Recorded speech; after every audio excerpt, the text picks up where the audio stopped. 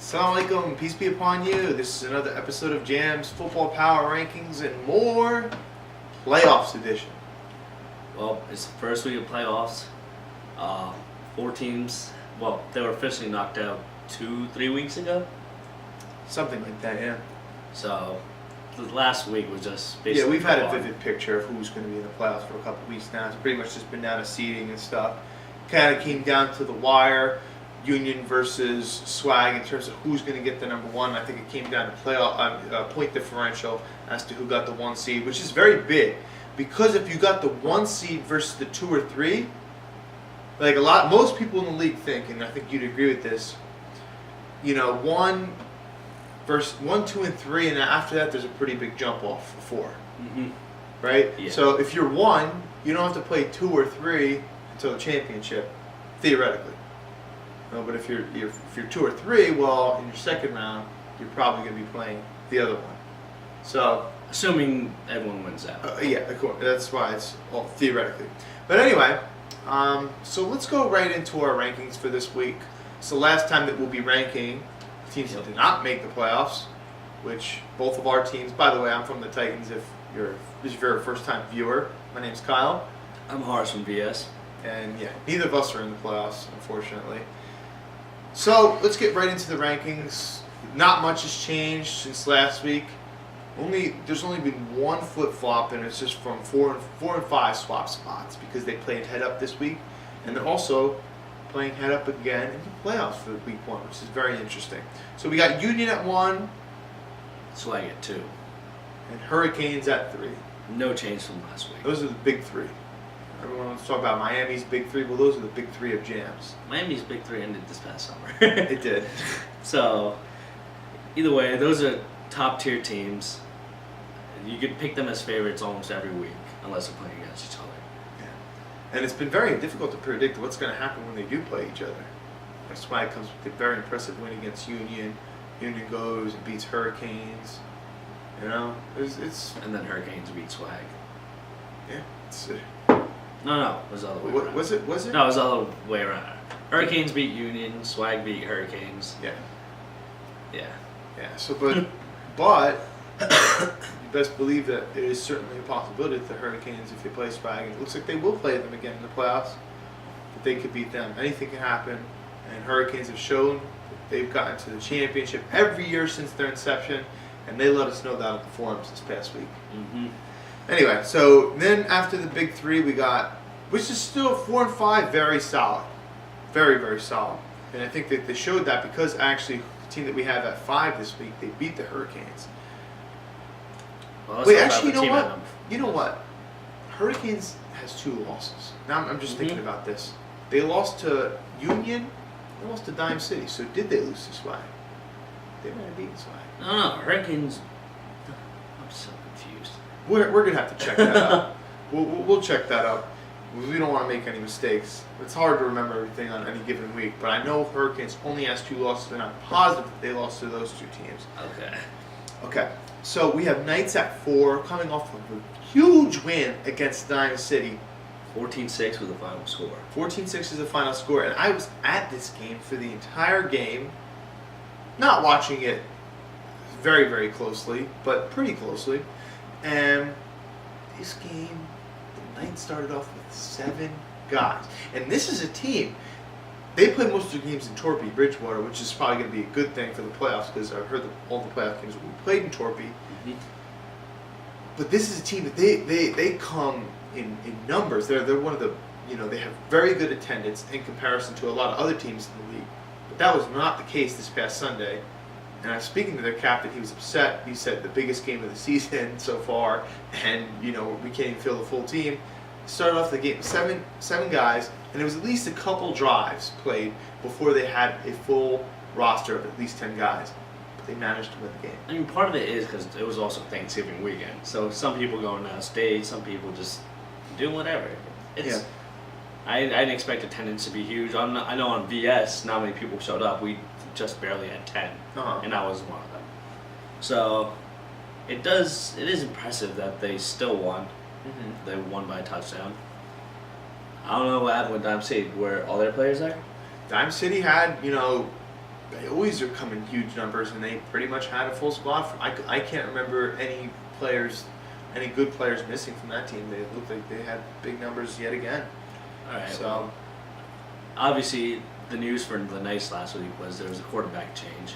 How do you think that Jeff DeZuter played? I think it's a good change for them because even their other quarterback, he was more of a runner than passer as well. Nice kid, threw for a touchdown against us, but you could always tell that he was more comfortable running. Now they got DeZuter at quarterback, rookie of the year by our estimation. He was an all-star selection, right? But this kid, he's just good with the ball in his hands. He's just a natural. We did some research on him. Played for TCNJ, obviously big-time college football. And then we read an article that said that his coach called him slow. I don't know how true that is because he looks, I mean, you compare him to people in JAMS, he's very fast in my opinion. And again, it is a rec league. It is a rec league, and obviously but to say that he's slow, I don't know that that's one of his attributes necessarily. But he just looked like kind of like a natural back there. He ran the offense very well. There was a lot of designed runs for the QB, and even not for the QB. They ran a lot of counter-type plays, and it worked very, very well for them. Probably the best that I've seen any team run the ball with design runs this whole season. Interesting, because Hurricanes also like to run the ball. They have that whole jet sweep and the play action all Yeah, and I'm saying, like, I haven't really seen the Hurricanes play too many games in person this year, if I've even seen any of them. So, and I personally didn't play against the Hurricanes this year.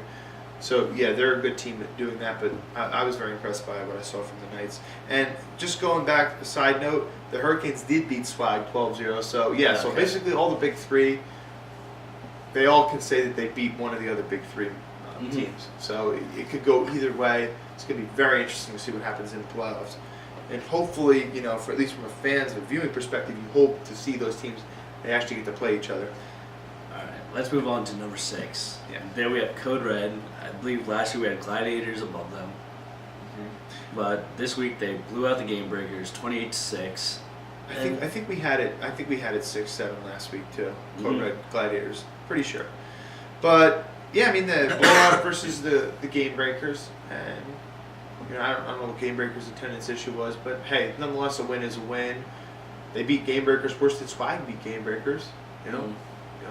Gamebreakers kept it closer with Swag, so it's certainly a good win for Code Red going into the playoffs because Code Red, they've won a lot of close games this year, a lot of 7-6 games. So for them to go out and win a game, and hopefully it's going to give them some momentum going into the playoffs. Refresh my memory. 2-3 weeks ago they played us, Code Red.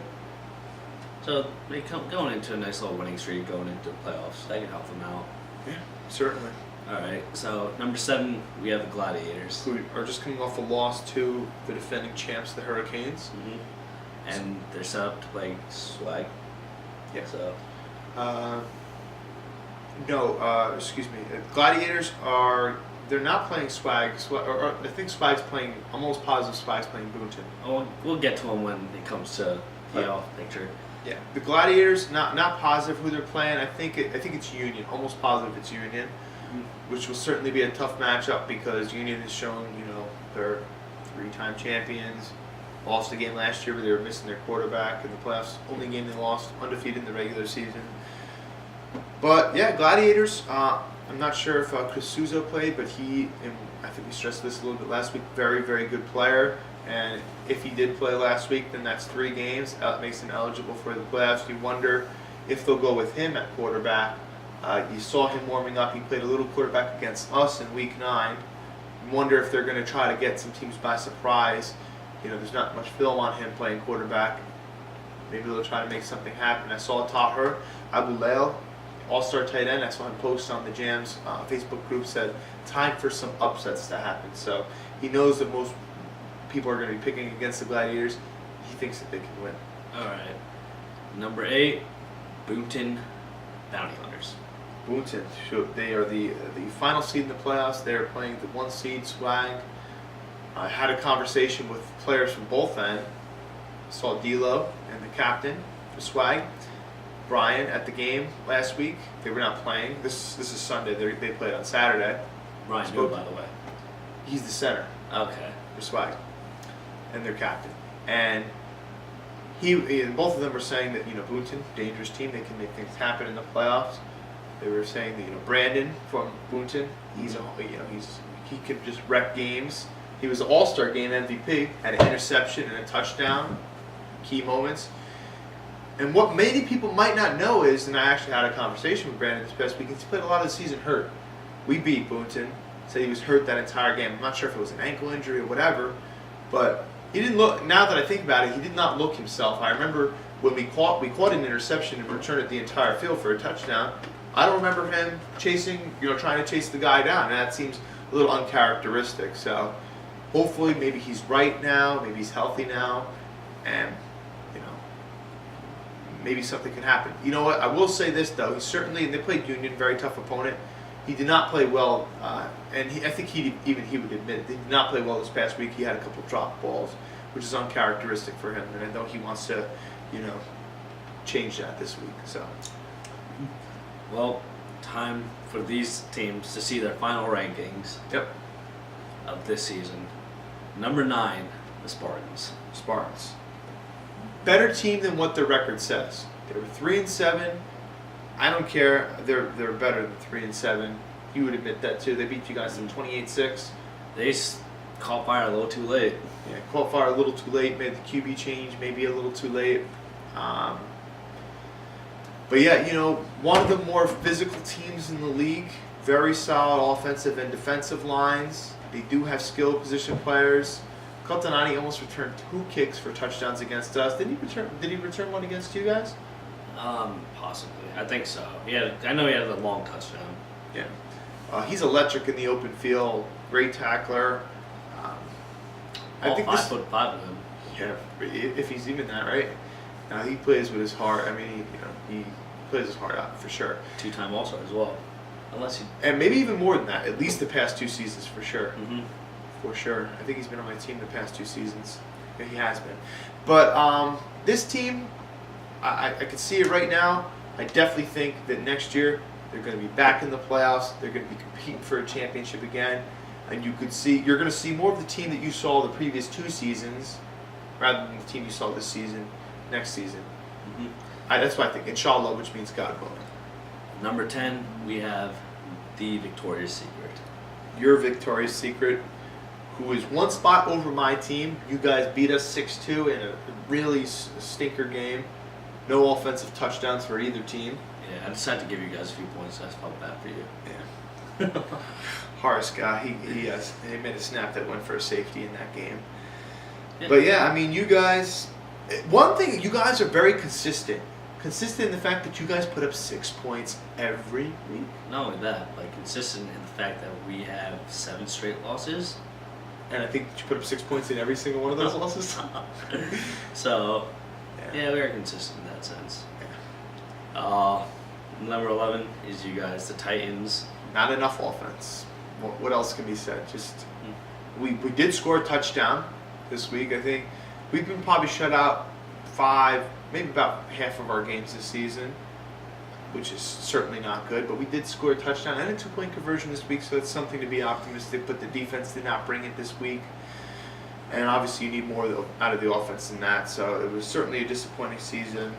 You look at the amount of talent that we have, and there were certain people who were very committed, just thought it was going to be better than what it was. And then, last and least, the Gamebreakers. Yeah, winless season for them. They did have a tie that was against us, so it's not like it was all losses, but it wasn't very pretty, and they certainly did not end on a pretty note. Only one way to go, up. Only one way to go, up. And if you don't go up, it's out. And I don't want them to go out necessarily.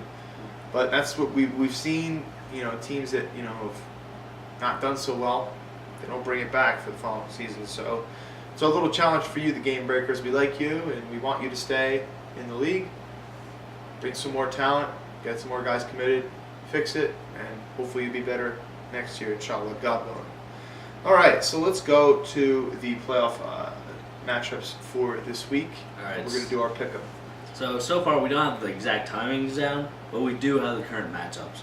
And first one, number 1 versus number 8 is, like you said, Swag versus Boonton. Swag versus Boonton. I'm going to go with Swag. They've been hot all year. You know, they really only had one game where they did not play well, and that was against the Hurricanes, where they lost 12-0. You know, this is a team that consistently puts up big-time points every week. In that game, they did not put up points.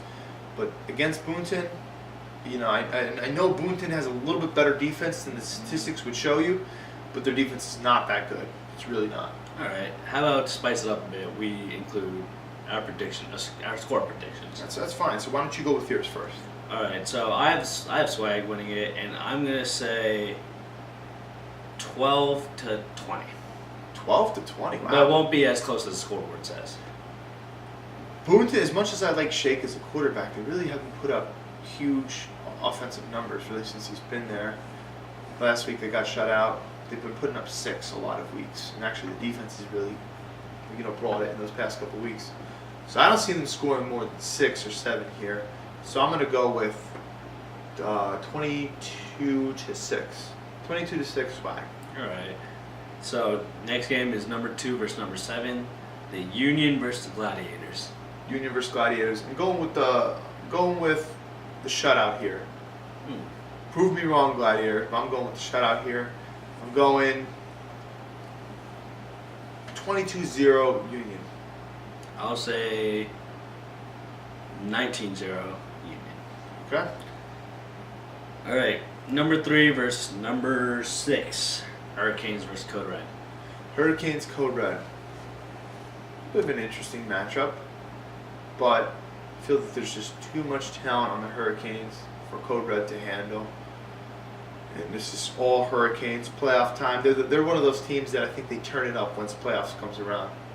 You know that they're going to have, and just speaking, the conversations that we've had with their captains, Farouk, regular season, a little bit different than playoffs. Playoffs comes around, best of the best play.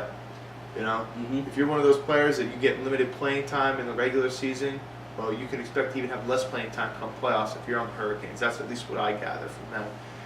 This one's going to be Hurricanes. Code Red will put up 7. I'm going 21-7 Hurricanes. All right, so you're giving them, I guess, a closer game than I'm giving. Code Red consistently puts up 1 touchdown. Yeah, so that's what I'm going to leave it at. I'm going to say Hurricanes 31, Code Red 6. Wow.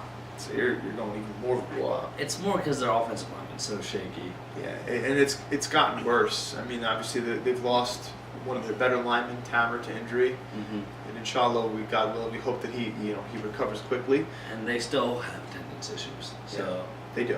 Their captains will even admit that the attendance issue is a big thing for them. All right, so let's go on to the 4 and 5. This is probably the most intriguing matchup of the first round. This is a rematch of last week's game, which we both were kind of surprised to see the final score of that. We both picked Dime City. Dime City was the first loss with Casey as their quarterback. They had won 5 or so games in a row going into that game. And Knights showed, as we said before, they only started the game off with 7 guys, but they brought it.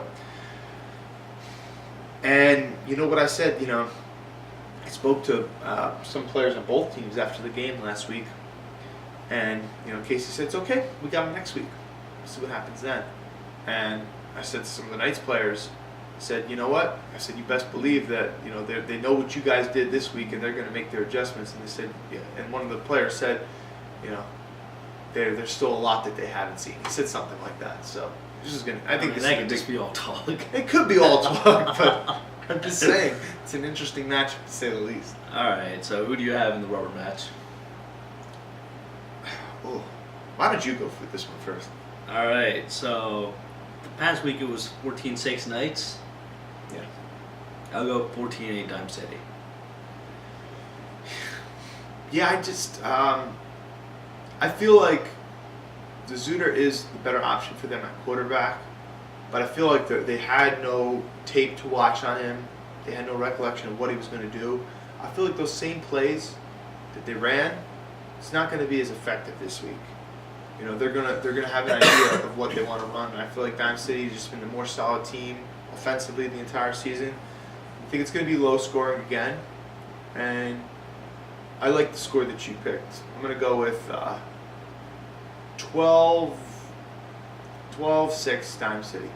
12-6 Dime City. All right, so it's a 1 touchdown game. It's a 1 touchdown game. I think it's certainly a very big one. Anyway, any final thoughts? Not too much other than, just go out and play hard, be smart, and remember, it is a rec league, as you said before, and we've seen fights in this league before, and, just at the end of the day, go out and compete. Competition is what makes it fun, but don't let that make you do something stupid.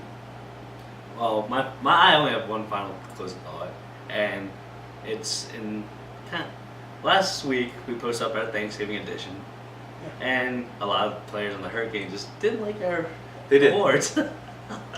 So part of my justification is, one, some players have better stats. Another one is, think about the Hurricanes, they have so many talented players. It's hard to just pick one over the other. Exactly, and I think we highlighted their accolades as a team, and they definitely do have good players. And I was on the selection committee, and I voted for many Hurricane players for the All-Star game. But in terms of picking MVP and Offensive Player of the Year, it's not to say that some Hurricanes guys weren't in consideration, but they just didn't have any awards. It's next man up for them. Everyone produces on that team. It's your guy's own fault for being good. Yeah, right. So, it's a great problem to have. It was definitely no slight to the Hurricanes, that's for sure. Yeah. All right, that's it for me. Yep, and that's it for me too. So I'm Kyle. He's Haarris, and we're signing off. JAMS Football Power Rankings. We'll see you, inshallah, next week, God willing. Assalamu alaikum. Peace be upon you.